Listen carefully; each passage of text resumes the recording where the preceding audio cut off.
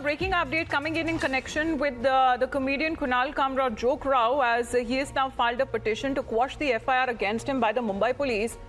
And the comedian has now sought quashing of the FIR against him on the basis of his fundamental right to speech and expression and under Articles 19 and 21 of the Indian Constitution. Shweta, what is he now citing, asking for the FIR against him to be quashed?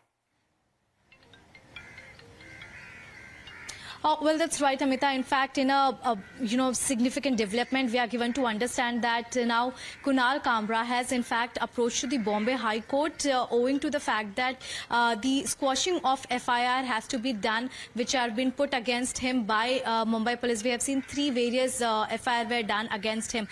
With this, it is again important to note that he had got interim protection from the Madras High Court.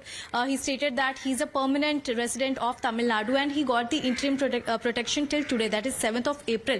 And three summons have already been done by the Mumbai police for Kunal Kamra to come and record his statement regarding to the case where the joke row had in fact intensified.